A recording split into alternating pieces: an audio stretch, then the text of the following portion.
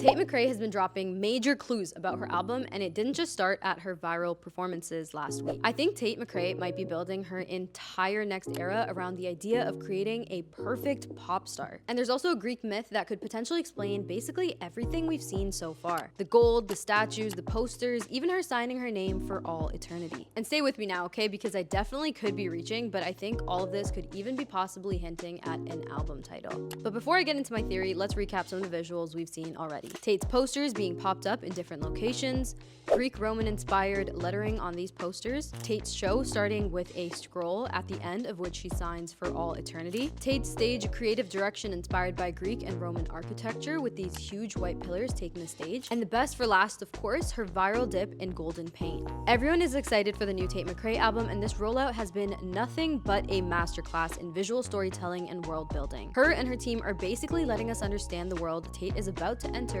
before we even have the album in our hands. I was at Osheaga when she performed, and all I can say is she easily had the entire audience hooked before she even got on stage.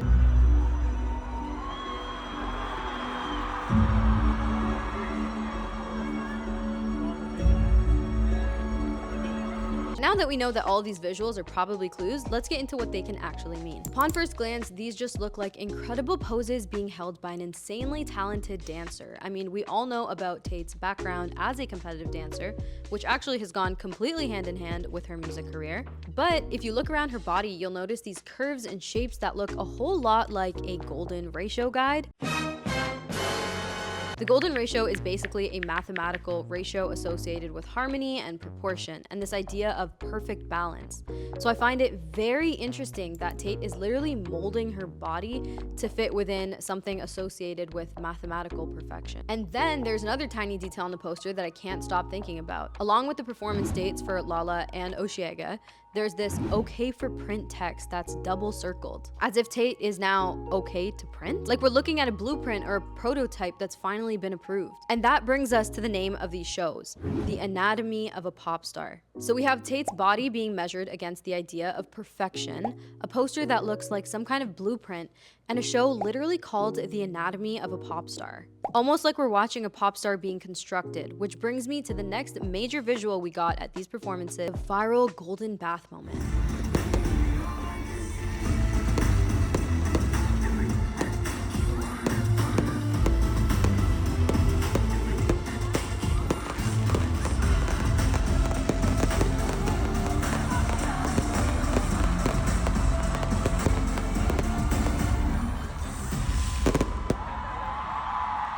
Stay with me now, okay? Because in order to understand where my brain went with this, you need to know the story of Pygmalion and Galatea. Pygmalion is a sculptor in Greek mythology who creates a sculpture of what he sees as the perfect woman. This comes after he basically says that none of the women that are on his land are people that he would want to marry and be with.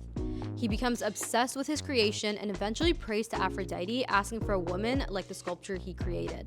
Aphrodite grants his wish and the statue comes to life. But what the heck does this have to do with Tate? Well, if the poster really is playing with this idea of the golden ratio and creating something perfectly proportioned, suddenly Tate emerging from gold and posing almost like a statue gets very, very interesting. Because now we have this idea of a woman being carefully molded to fit an ideal and then being brought to life, which once again brings us right back to the anatomy of a pop star. Are we literally watching the creation of the perfect pop star? And this is where it gets even crazier, and I definitely could be reaching, but what if Galatea or Galatee is the possible title for the album? And listen, I know it sounds kind of weird and kind of crazy, but like I said at the beginning of this video, that Tate has actually been hinting at some of this imagery since before these performances, and even before the posters. Let's take it all the way back to her look at the 2026 Met Gala. Tate's creative director posted the inspiration behind her look on May 4th, and part of the description literally talks about the symbolism of gold, and he describes her look as rooted in the symbolism of gold and the mythology of the Sun King, the dress that evokes the idea of a golden bath, a body immersed in light, power, and radiance. A golden bath, Met Gala, Galatea, Galatee? And what do we see months later on stage? Tate literally being dipped into gold, emerging from it, and posing like a statue. So at this point, I don't think the gold is just there because it looks cool. The idea has clearly been following her for a while. But then we get to the beginning of Tate's show, and this is where I think the story gets even more interesting. Like I said, we were hooked before she even stepped on stage. The audience sees this long scroll, and at the end it says "for all eternity." Then Tate's hand comes into frame and signs Tate. The text glows gold, and then we see her spinning surrounded by these gold lights and particles. And if you're familiar with Disney princesses at all, you might have had the exact same thought I did, because it looks very, very similar to The Little Mermaid when Ariel signs Ursula's contract. Bridge, my sweet, you've got to pay the toll. Take a gulp and take a breath and go ahead and sign the scroll. Flotsam, jetsam, now I've got her, boys. The boss is on a roll. This poor, unfortunate soul.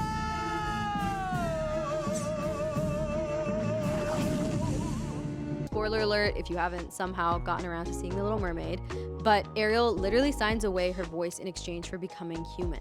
Now, obviously, I'm not saying Tate is secretly doing a Little Mermaid concept album, even though I do think that that could be very cool. But the idea of a woman signing a contract that transforms her into something she wants to become gets very interesting when the show we're watching is literally called The Anatomy of a Pop Star. Especially because Tate isn't just signing her name, she's signing it for all eternity. Like, this is permanent. And The Little Mermaid isn't the only thing that makes me think about this, because Tate literally released a song last year called Siren Sounds. I wanna kiss you when I hate you and then leave instead. I wanna kill you, then I call you and say get in my bed. Been a full year now and we both know that it's bound to end. Sirens in Greek mythology are these human-like beings with alluring voices whose songs lure sailors towards them. By the way, if you haven't seen The Odyssey, please go watch it, because the boys were going through it because of the sirens. But again, we have another mythological reference connected to this idea of a woman whose power comes from her ability to completely captivate an audience. And now I'm looking at all of this together: the golden ratio, the anatomy, the statues, the golden bath,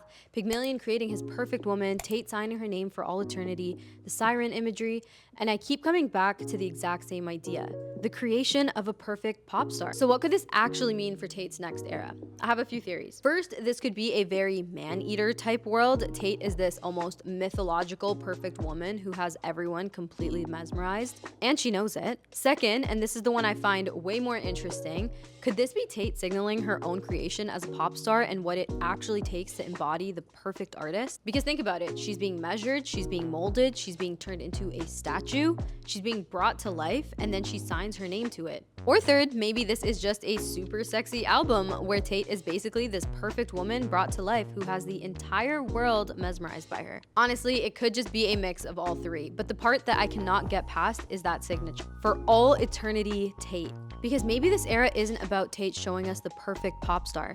Maybe it's about what happens when someone is molded into one and then signs their name to being her forever. Or have I completely lost the plot and I'm super reaching and Tate just really likes gold? Either way, with the visuals and a rollout this good, the album won't miss. I absolutely cannot wait for Tate's new album. Let me know if you even have title predictions. My title predictions right now are either Galatea with the T capitalized, For All Eternity because that keeps showing up everywhere, or even just a simple Tate.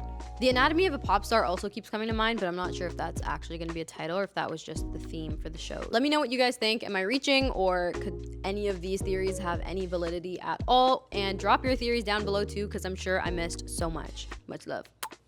Bye.